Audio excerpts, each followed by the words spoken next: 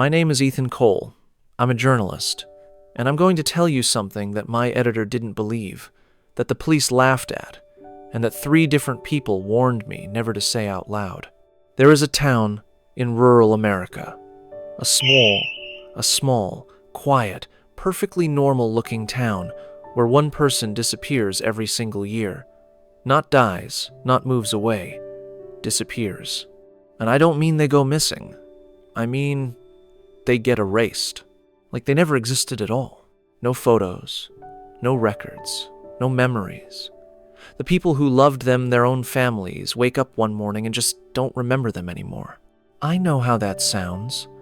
I thought the same thing when I first heard it.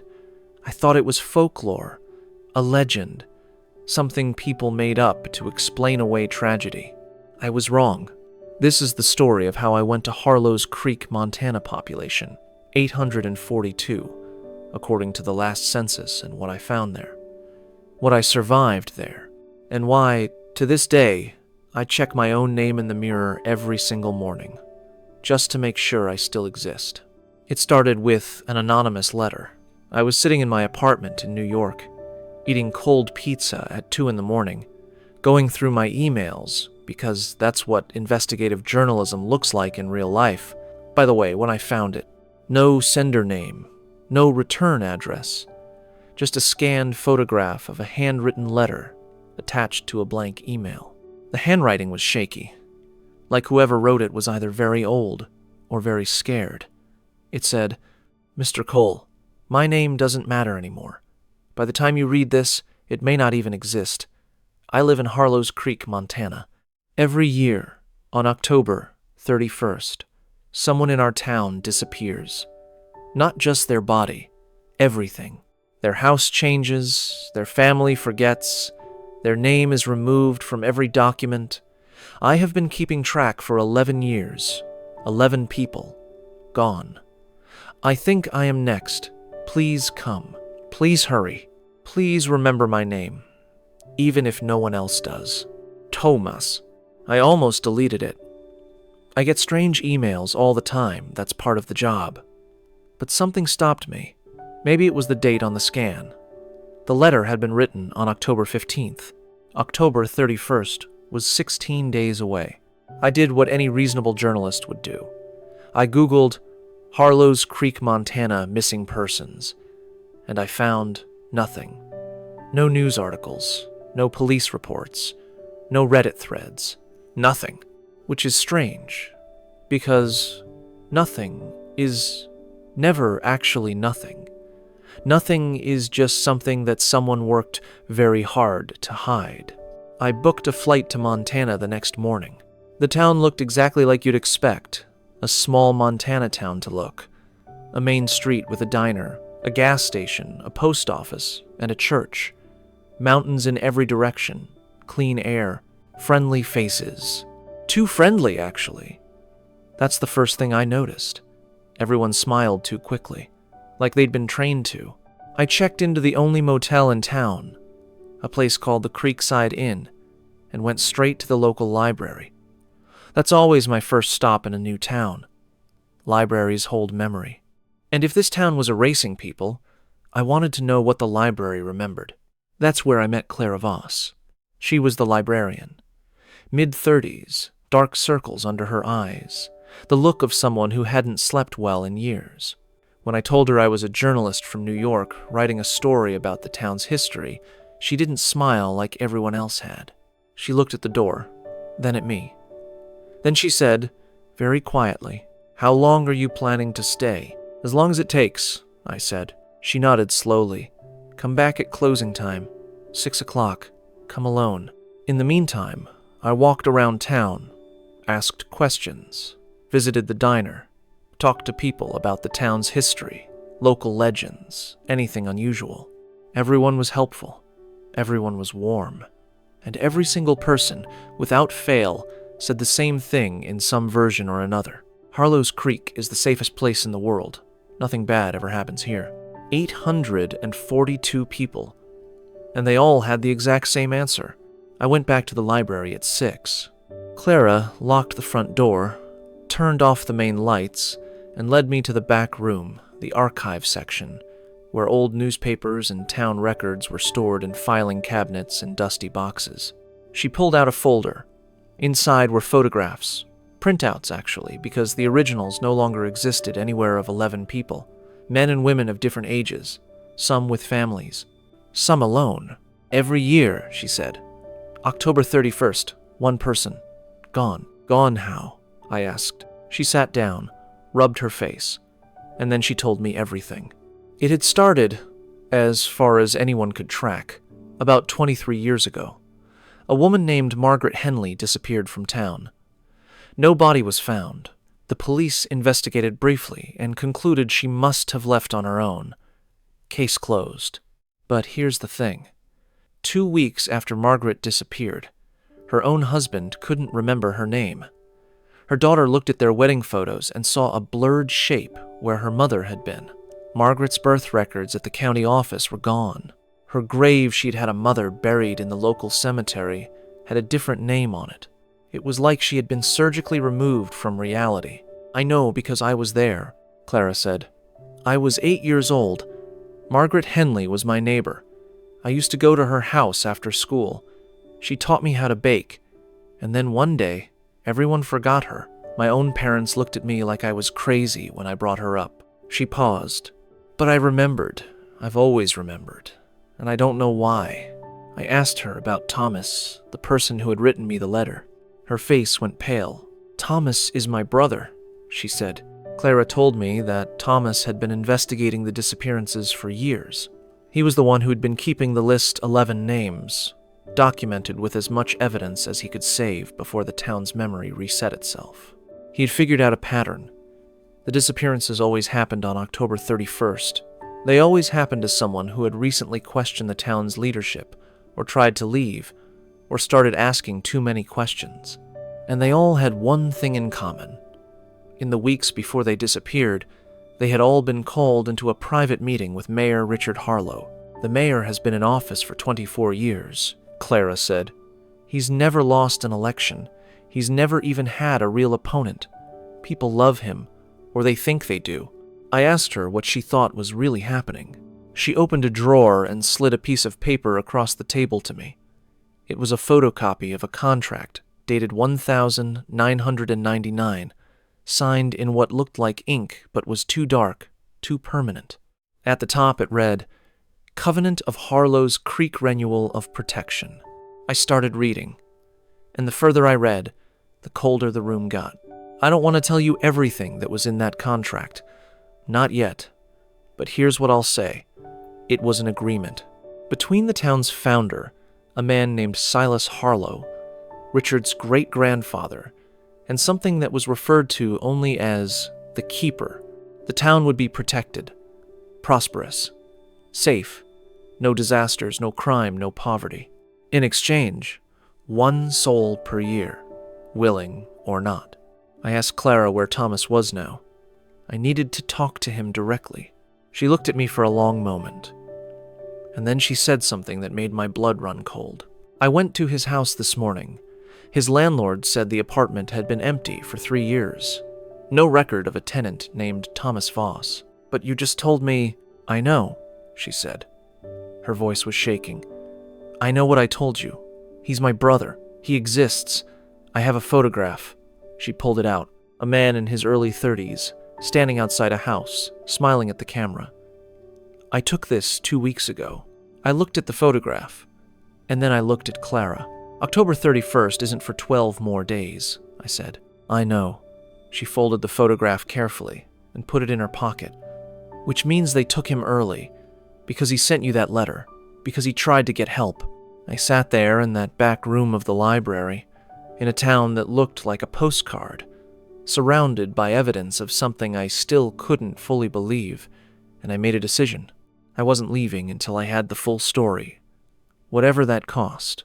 I didn't know yet how high that cost would be. The next morning, I woke up to a note slipped under my motel room door. It was on official town letterhead. It said, Dear Mr. Cole, welcome to Harlow's Creek. It's always a pleasure to have visitors, especially those with such distinguished careers in journalism. I'd love to have you over for dinner tonight and show you what makes our town so special. 7 p.m. Town Hall. Mayor Richard Harlow. I texted Clara immediately. She called me back in 30 seconds. Don't go, she said. I have to, I told her.